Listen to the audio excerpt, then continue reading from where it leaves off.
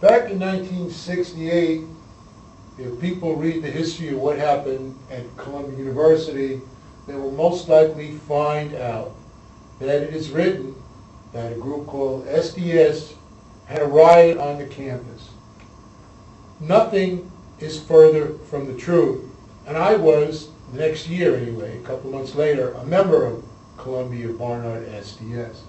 But it was far more than that. We're here with Sherry Suttles, who just came out with a wonderful film called Vala about the role of the black students, tremendous archival footage and interviews from today, and updating the whole struggle to explain what really happened.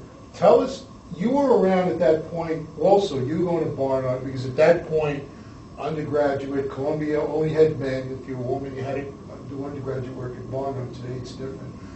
Tell us, what inspired you to do this film at this 40th anniversary of the 1968 strike?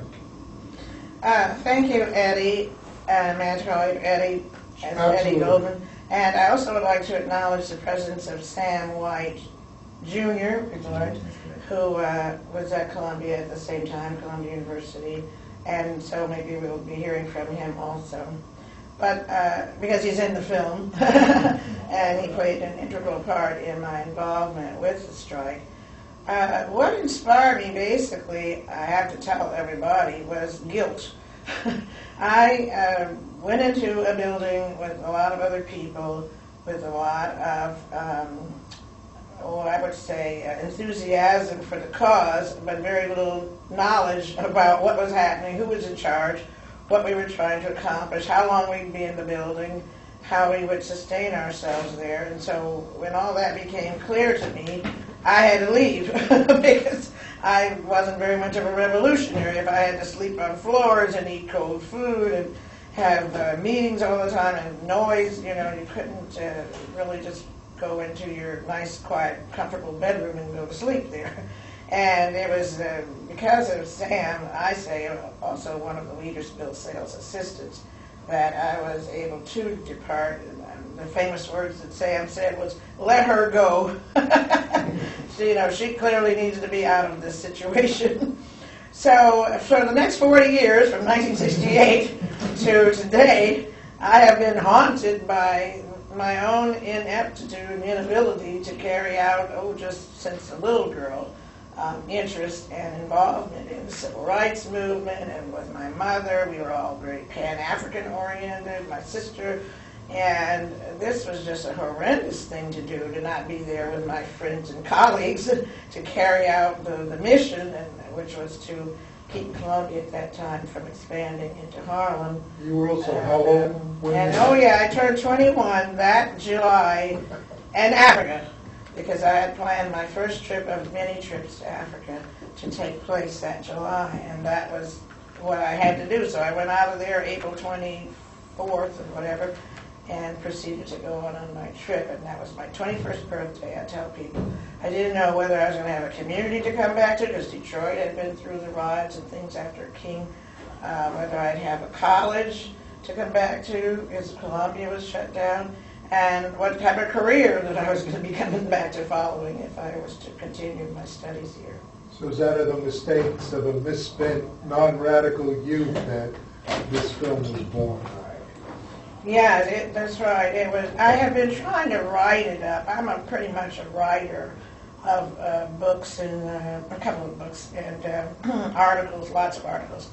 And I have written various versions of this story. You'll use it to know this. I've written a romance kind of thriller novel version.